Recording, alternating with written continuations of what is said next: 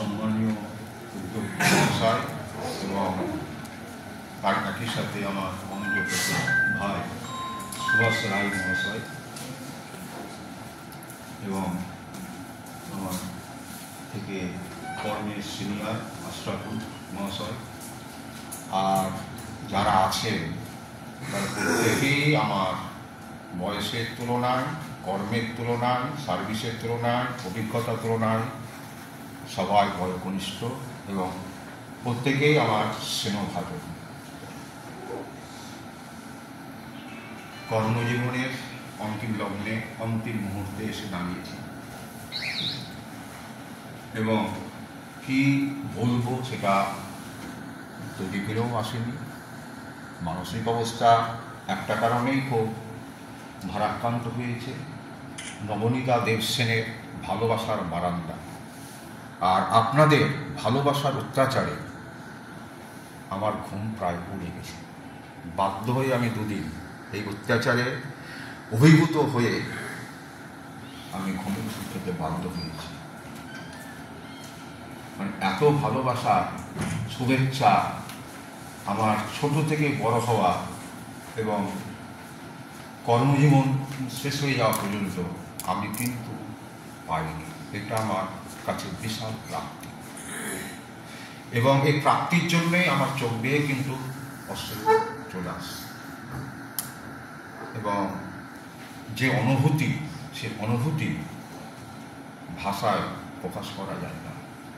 যাই হোক, তবু যদিও আপনারা বয়সের তুলনায়, কাজের তুলনায় প্রত্যেকেই আপনারা ছোট, স্নেহভাজন, তবু আমার বরাবরের একটা প্রকৃতি, যে বিষয় নিয়ে যে আলোচনা হোক না কেন, আলোচনা যাতে একপেশে না হয়, ইচ্ছার বিরুদ্ধে সজ্ঞানে অনেক সময় আমি বিরোধিতা করে এসেছি।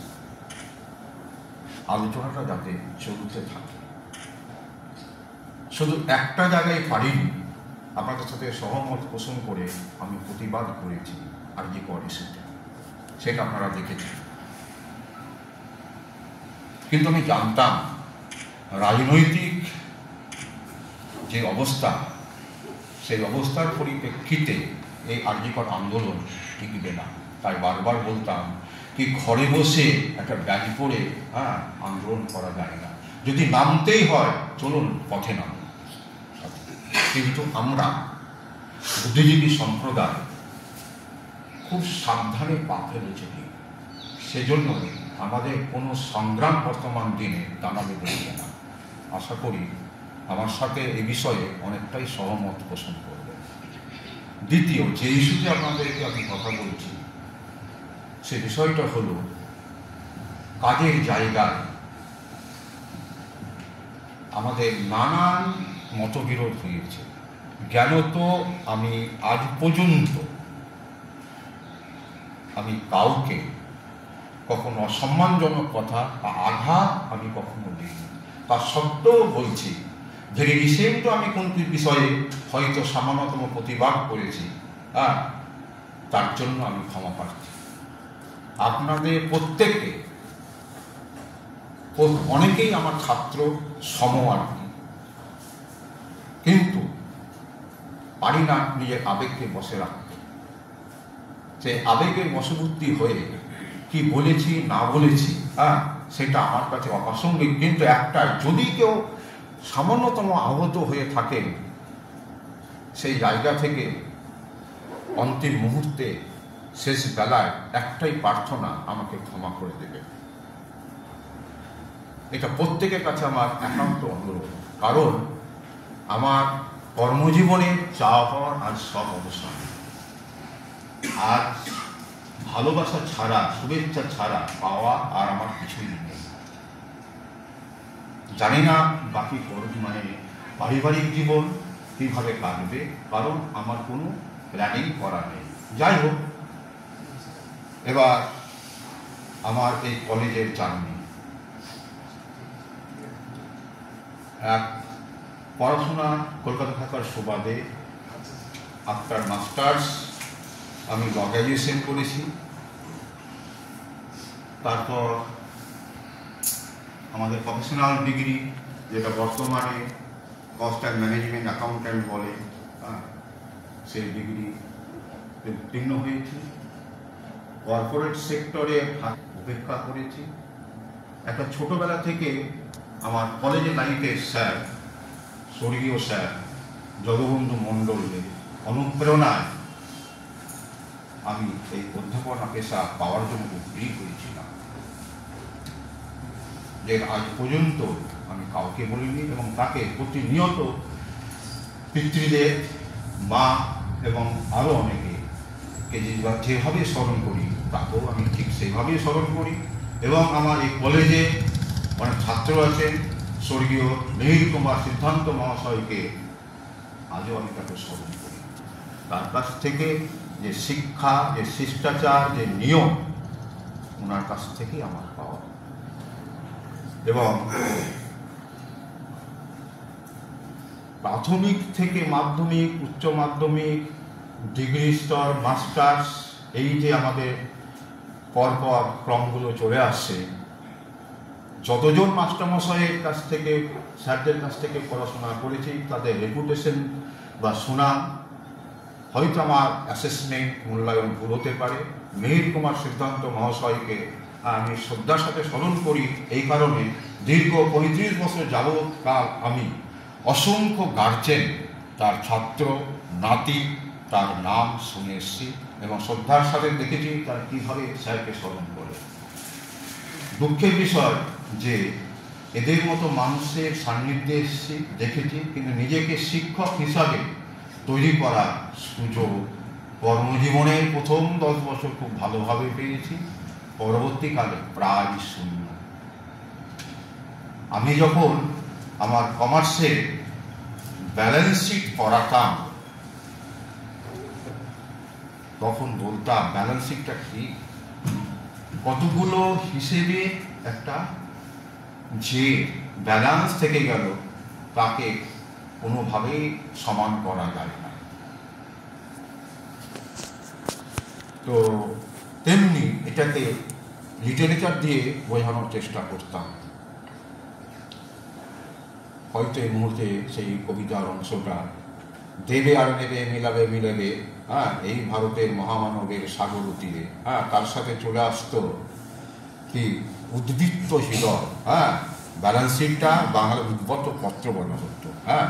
উদ্বৃত্ত একটা জায়গায় আছে, সেই জায়গা থেকেই আমরা, অনেক রেসিডুয়াল ব্যাপার আছে, অ্যাকাউন্টিং অ্যান্ড ফিনান্সের ব্যাপার, সেটা আমি যাচ্ছি না, ভালোবেসে তারা এটাকে গ্রহণ করত। শুধু ওই হিসেব নিকেশটাকে সেভাবে পড়ালে ঠিক তারা বুঝতে পারতো না। এখানে অতি সাধারণ ছেলে মেয়ে, আমি অতি সাধারণ, যাই হোক। এবার জানি আমার 185-এর প্যানেলে আমি প্রথম দিকে র্যাঙ্ক হোল্ডার। তখনকার দিনে জাস্ট একটা কাগজে এটা টাঙানো হতো। কয়েকবার চাকরি শুনে গেছি, ব্যর্থ মনোরথ হয়ে ফিরে এসেছি, না ঘাটাচ্ছি কথা নেই, যখন হবে তখন খবর পাবে। আমার এক সহপাঠী 1990 সালে ফেব্রুয়ারি মাসের প্রথম দিকে শিয়ালদা ফ্লাইওভারের নিচে আমি ঘোরা যাচ্ছি, তখন অনেকটা উদ্ভ্রান্ত যুবক আমি, হঠাৎ আমার সঙ্গে দেখা গায়ত্রী। সে কিন্তু আমার প্রেমিকা নয়, কিন্তু জাস্ট সহপাঠী, একই সেকশন মেট, যেমন সতীনাথ বহরাজ আমাদের ওয়ার্কটা সেক্রেটারি হয়েছিলেন, ঠিক তেমনি। জলে যদি কোন কলেজে আছে, কলেজ কি বলিস, আমাদের 3 বছর ধরে এই কলেজে আছে। আমার অনেক পরে এসে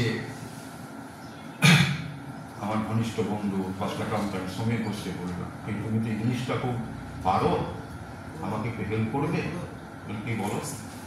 বলে আমার এই র্যাঙ্ক, তার এই র্যাঙ্ক, সেই কলেজে আছে, এবং টিল ডেট আমি আজ পর্যন্ত কোনো recommended letter college service commission থেকে পাইনি।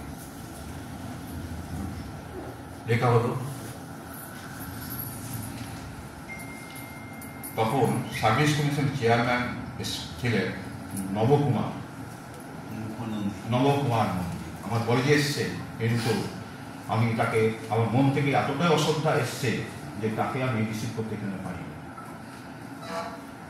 সেই লেটার নিয়ে সার্ভিস কমিশনের চেয়ারম্যানকে সরাসরি গিয়ে বললাম যে দেখুন, এই চিঠি দিলাম, উইদিন 15 days যদি আমার অ্যাপয়েন্টমেন্ট রেকমেন্ডেশন লেটার ইস্যু করেন খুব ভালো, আদারওয়াইজ কোর্টে দেখা হবে।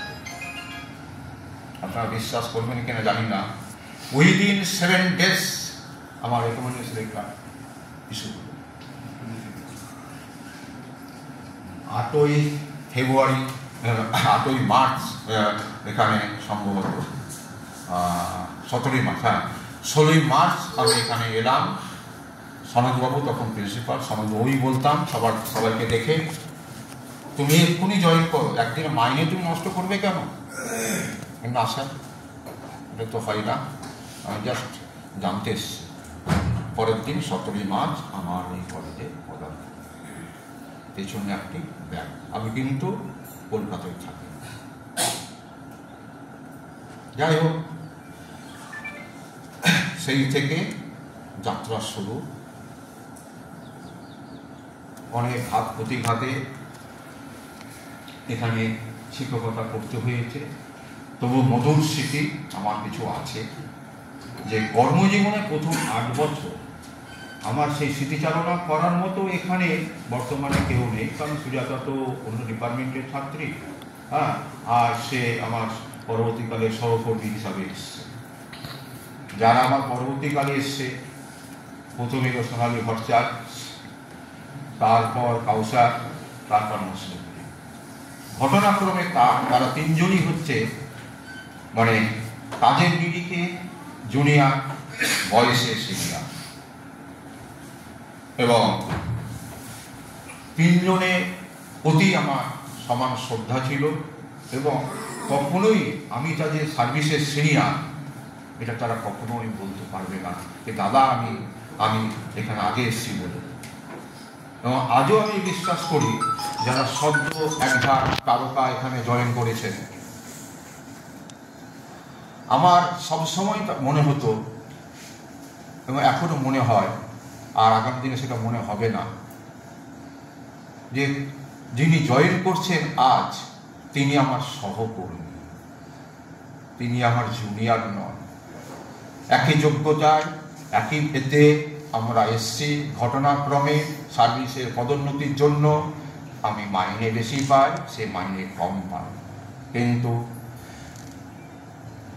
যোগ্যতায়, দক্ষতায়, শিক্ষায় তারা কেউ আমার থেকে কম নয়, এবং বর্তমান দিনে তারা আমার থেকে অনেক এগিয়ে। তো আপনাদের কাছে, প্রত্যেকের কাছে আমার আর্নেস্ট রিকোয়েস্ট, পারবেন কিনা জানি না, পারাটা খুব কঠিন।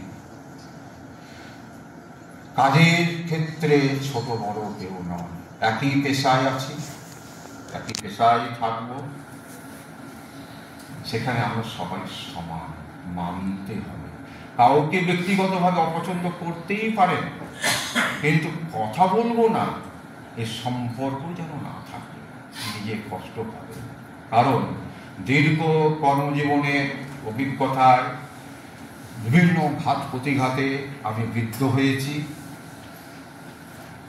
এবং আমার জীবনের অনেকটা অংশ মানে এভাবে কেটেছে, এবং তাতে আমি খুব ভালো থাকি। একটা জিনিস একটু বুঝেছি, আমি যদি কাউকে জ্বালাই আমাকে জ্বলতে হবে। আমি যদি কারোর সাথে কথা না বলি, হ্যাঁ, তার যেমন ফিলিং হবে আমারও তেমন ফিলিং হবে।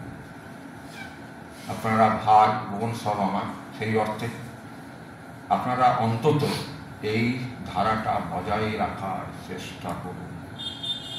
আপনাদের মধ্যমণি প্রিন্সিপাল স্যার আছেন, তার অনেক সিদ্ধান্ত আমি গতকাল পর্যন্ত সব জ্ঞানে সচেতনভাবে বলছি আমি বিরোধিতা করি। আপনারা কিভাবে ওনাকে ট্যাকল করবেন আপনাদের ব্যাপার, উনি কিভাবে ট্যাকল করবেন ওনার ব্যাপার, কিন্তু সদ্ভাবটা বজায় রাখার চেষ্টা করবেন। নিজেদের মধ্যে কখনোই খেয়োখেয়ি করবেন না। এখানে কিন্তু আমরা সহকর্মী, যেমন শিক্ষাকর্মী তেমনি আমাদের শিক্ষক, এখানে কেউ পার্থক্য নেই। যখন একটা শব্দ প্রয়োগ করা হয় স্টাফ শব্দের মধ্যে তা আগে বিশেষণ বসে, অ্যাডজেক্টিভ বসে। কোথাও বসে টিচিং স্টাফ, কোথাও নন টিচিং স্টাফ, কোথাও লাইব্রেরিয়ান, লাইব্রেরি স্টাফ, কিন্তু সব জায়গায় স্টাফ আমরা কর্মী। এবং প্রতিষ্ঠান বেলডাঙ্গা, শিবনারায়ণ, রামেশ্বর, খতপুরিয়া কলেজ, এটা মনে রাখবেন। এই প্রতিষ্ঠান ছিল বলে আমরা আজ একে অপরে মিলিত হয়েছি, একে অপরকে মনে রাখার চেষ্টা করছি।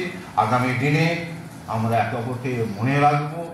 যদি আবারও আপনাদের কাছে আমি অনুরোধ করছি, আমার তরফ থেকে একবার হৃদয়ের অন্তঃস্থল থেকে যদি কাউকে আঘাত করে থাকি, ভাই বোন, আপনারা আমাকে ক্ষমা করবেন। কারণ বারবার বলছি কি, সত্যি এই বয়সকাল উপলব্ধি হয়েছে, যেটাকে আমরা অনেকেই জানি, যারা এডুকেশনের স্যার, এডুকেশনের স্টুডেন্ট, যারা ম্যানেজমেন্টের স্টুডেন্ট, তারা একটা থিওরি করে এসেছিলেন, স্যার তো আরও ভালো জানেন, ম্যাসলো হায়ারার্কি অফ নিডস, যেখান থেকে প্রথম শব্দ এসছে, সিনেমাও তুলেছে, রুটি কাপড়া ওর মকান। ওটা বেসিক নিডস আমাদের পূরণ করতেই হবে। তারপর জীবনের বহু ধাপ একে একে উত্তীর্ণ হয়ে যাবে, শেষ ধাপে উপনীত হবে দুটো শব্দ, self actualisation needs and self realisation needs. এই প্রসঙ্গে আমি কবিতা ভালোবাসতাম এক সময়, সে অনেক কাল আগে। তো আমাদের বিশ্বকবি রবীন্দ্রনাথের একটা কথা মনে পড়ে, একটা লাইন, সব পাই যদি তবু নিরবধি, আরও পেতে চাই মন, যদি তারে পাই তবে শুধু চাই একখানি গৃহবধূ। আমার সিনিয়র অধ্যাপক ডক্টর শ্রীহরি মাইতিকে অগ্রজ আর কি, তিনি রিটায়ার হয়ে গেছেন, আছেন কিনা এই ভারত আমি জানি না, আমি তার অর্থ জানতে চেয়েছিলাম। শ্রীহরিদা, এর মানেটা কি বলুন তো? ভাই, আরে আমাদের সব চাওয়াপালা একটা বাসস্থান তো দরকার। স্যার, অপরাধ নেবেন না, এই বাসস্থান সে বাসস্থান নয়, ধর্ম বর্ণ নির্বিশেষে এই বাসস্থান হচ্ছে সেই বাসস্থান। ঠাকুর, আমাকে তোমার শ্রীচরণে আশ্রয় দিও, আমি যদি যাই আমার জন্য একটু জায়গা রেখো। এটা আমার মনে হয়েছে, জানি না এই অর্থ মানে যেটা আমার হৃদয়ে যেটা মনে এসছে, সেটা আপনাদের কাছে গ্রহণযোগ্য কিনা তা আমি বলতে পারবো না, কিন্তু এটা আমার মনে হয়েছে। চাওয়া পাওয়ার শেষে আর কিছু থাকে না, কারণ কর্মজীবনে চাওয়া তো আজকাল অন্তিম লগ্নের শেষ মুহূর্তের কয়েক সেকেন্ড বা কয়েক মিনিট বাকি আছে। আমার কলেজের ছাত্র কিছু উপদেশ বা আদেশ জানতে, আমি কথাগুলো বলতাম না। আমি খুব ব্যথিত, সঙ্গে সঙ্গে আনন্দিত যে আপনারা অনেকেই আমার ওপর, জানি তারা হয়তো মন থেকে সেই মুহূর্তে অভিমান করেছেন, মানতে পারেননি, স্যার এটা কি বললেন, আবার একটু আনন্দিত, তারা সব ভুলে আবার এখানে এসছে। আরও অনেকে এলে আরও আমি খুশি হতাম। তাদেরকে বলতাম, ভাই তার নয়, এটা ওই মত পার্থক্যের জায়গা নয়, ঈশ্বরের ইচ্ছায় কেউ আমরা পূর্ণ সময়ের শিক্ষক, কেউ ঘটনাক্রমে আমাদের দেশের শিক্ষা ব্যবস্থার বা রিক্রুটমেন্ট পলিসিতে ঘটনাক্রমে স্টেটেড কলেজ টিচার, কেউ বা শিক্ষাকর্মী, কেউ ইউডি ক্লার্ক, কেউ বা হয়তো গ্রুপ ডি স্টাফ। কিন্তু আফটার অল আমাদের মধ্যে কিন্তু কোনো পার্থক্য নেই। এটা নিয়ে আমাদের হীনমন্যতাও থাকার কথা নয়। কী করবেন, সিস্টেম তো এই, হয়তো মানতে হবে। সুতরাং যদি আপনারা এখনও বলছি, যাওয়ার শেষ মুহূর্তে শেষ বেলাতে আবারও বলছি যে এই নিয়ে আপনারা আর মনে কিছু রাখবেন না। আপনারা আপনাদের কাছ থেকে শিখলাম, আগে আমাদের ছিল না, এসআরএফ পরিবার। এসআরএফ পরিবার, তো পরিবারে থাকতে গেলে এগুলো মেনে নিতে হবে, নিজেরা আলাপ আলোচনা করবেন। কেন আমাদেরকে মানে এমন কি কারণ ঘটবে যে হেড অফ দ্য ইনস্টিটিউশনে আসতে হবে? একটা কথা বলি,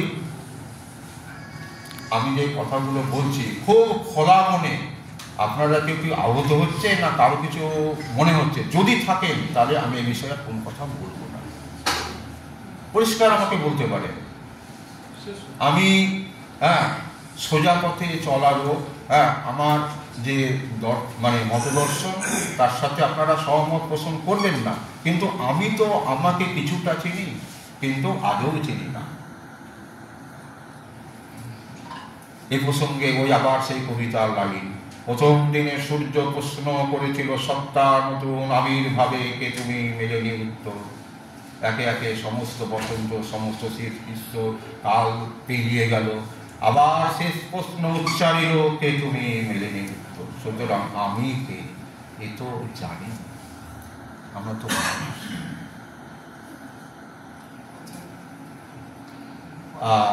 এই বিদায় বেলায় আরো অনেক অনেক আছে, অনেক টানাপোড়েনের কোনো লাইফের কথা কিছুই বললাম না। কারণ আমার সম্পর্কে যারা বলবে তারা তো সরকারি নির্দেশিকা অনুসারে বিদায় নিয়েছে। আমার মুসলিমের সঙ্গে কথা হয়েছে, সোনালির সাথে কথা হয়েছে, কাউসারের সাথে কথা হয়েছে, কালকে রাত্রে মুসলিমের সাথে কথা হয়েছে। মুসলিম ভাই কেমন আছেন বলুন? হাসতে শুরু করলেন, শরীরটা ভালো নেই, পেটটা একটু কথাবার্তা কর। উনি কলেজের বললেন, আমরা কলেজের 3 সহযোদ্ধা, আমি জয়ন্ত সরকার, সুব্রত কুমার মণ্ডল। তার মধ্যে আপনি আপনার কথা যুক্তি তর্কে আপনি বলেছেন, আপনার সেই আজকে আমার স্বীকার করতে দ্বিধা নেই, আপনি সত্য কথাটা বলার আপনি সাহস রাখতেন। জানি না আমি সত্য বলতাম কিনা। গতকাল রাত্রি 9:30 ওনার সাথে কথা হয়েছে। বাকি 3 জন বলেছেন, স্যার যেহেতু এখানে এসছেন, সুতরাং তারা কি বলেছেন, তারা আসতেন কিনা এটা আমি আর উল্লেখ করছি না। কারণ আমাকে জিজ্ঞেস করেছে, বলেছে কি কলেজ থেকে তো কোনো বলেই ফেললাম, কলেজ থেকে তো কোনো খবর পাইনি ভাই। মানে আমার কিছু করার নাই, আমি বিদায় বেলায় আমার বিদায় নিচ্ছি কর্মজীবন থেকে। দীর্ঘদিন আপনাদের সাথে আমি কাজ করেছি, মতবিরোধ হয়েছে, আগামী দিনেও মতবিরোধ হবে, থাকবে, কিন্তু একটা জায়গায় আমাদের সূত্র বাঁধা আছে, কি সদ্ভাব।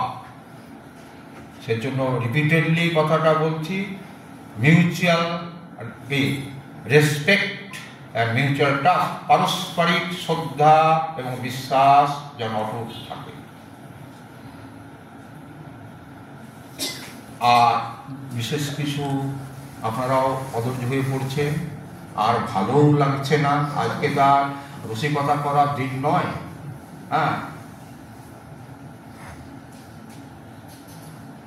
কারণ প্রতিষ্ঠানে থাকতে গেলে আগামী দিনেও টানাপোড়েন হবে, থাকবে। কাঁধে কাঁধ মিলিয়ে আপনাদেরকে পথ চলতে হবে, পথ কিন্তু খুব কঠিন। আমি কিন্তু একটি প্রশ্ন করলাম, যারা আমার কথায় আমি তখন জেনেছি আহত হয়েছেন, উত্তরটি দিলেন না। বিদায় বেলায় যদি উত্তরটা পেতাম, আপনারা কি পেরেছেন আমাকে ক্ষমা করতে? স্যার ক্ষমার কিছু নেই, আমরা পরিষ্কার। আমি ব্যক্তিগতভাবে অনুরোধ করেছি একবারে আমার ঘর থেকে, কারো প্রতি অভিমান বশত হয়ে কিছু করিনি। কেউ কিছু না, ওই সাময়িক যেটুকু যার কারোর কিছু মনে হতে পারে, সব কেউ কিছু মানে আমি এমন এক ব্যক্তি, মানে টানাপোড়েনের মধ্য দিয়ে আজকে এই 65 বছর পার করলাম আর কি। তাতে মানে আমার দ্বারা কেউ যদি সত্যি ন্যূনতম আহত হয়ে থাকে, আঘাত হয়ে থাকে, হ্যাঁ, তারা যদি ক্ষমা না করে আমার হৃদয় শান্তি পাবে না। এই জন্যই কথাটি বললাম। কারণ গাছ কথা বলে সবাই জানে, জীবের ভাষা বুঝতেও পারি, মানুষের ভাষা আজও অজানা, তো জানতেও পারবে না। তো বিদায় বেলায় সব হয়েছে, অনেক হলো, অনেক কথা বলা হলো। আবার সেই বিখ্যাত, যেটা আমি হায়ার সেকেন্ডারির সময় পড়েছিলাম, জনস বসওয়ার্থের লিটল ম্যান নাটকের বিখ্যাত ডায়ালগ আবার শেষবেলায় উচ্চারণ করছি, বলছি, I guess we shall all go home and jar of memory of your face as the whitest thing in my museum. আমরা তো সবাই বিদায় নেব একে একে, কেউ থাকবো না, কিন্তু আপনাদের মুখে যে সুন্দর ছবিখানা সেটা আমাদের হৃদয়ে থাকবে। যখন মনে পড়বে তখন আমাদের চোখ বেয়ে আনন্দশ্রু পেয়ে আসবে। আবারও বাংলায় বলি, একদিন জানি সব হবে লয়, তবু থেকে যাবে আমাদের উদ্বৃত্ত হৃদয়। আবার আমি যতীন্দ্রনাথ সেনগুপ্তের সেই কবিতা শেষ লাইন বলি, দিবস ও রাত্রি নিত্য যাত্রী নিত্য নাটের খেলা, life is but stage and we are mere players. এখানে স্টেজ বলতে শিবনারায়ণ, রামেশ্বর, ফতেপুরিয়া কলেজ, আর পাত্র পাত্রী হচ্ছি আমরা, ছাত্র ছাত্রী, শিক্ষক শিক্ষাকর্মী, অধ্যক্ষ মহাশয় এবং আমাদের শিক্ষা প্রতিষ্ঠান পরিচালনার ক্ষেত্রে যে অ্যালায়েড স্টাফ আছেন, মেনটেন্যান্স স্টাফ আছে, এবং সবাই, আমরা কিন্তু সবাই একে একে অনেকেই বিদায় নিয়েছি। আজও আমি বিদায় নিচ্ছি, শেরফুল ভাই বিদায় নিচ্ছে, কারণ আমি শেরফুল বলি, আশরাফুলটাই কম বলি। বিদায় নিচ্ছি, কিন্তু এই স্টেজ, এটা এই প্রতিষ্ঠান কিন্তু থেকে যাবে, আগামী দিনে আরও উন্নতি করবে। আপনারা এই প্রতিষ্ঠানকে রক্ষা করার জন্য, তার সুনাম বৃদ্ধি করার জন্য যতটুকু সম্ভব আপনারা চেষ্টা করবেন, হ্যাঁ, বজায় রাখা। শেষ বেলায় আর তো কিছু বলার নেই, বিদায়।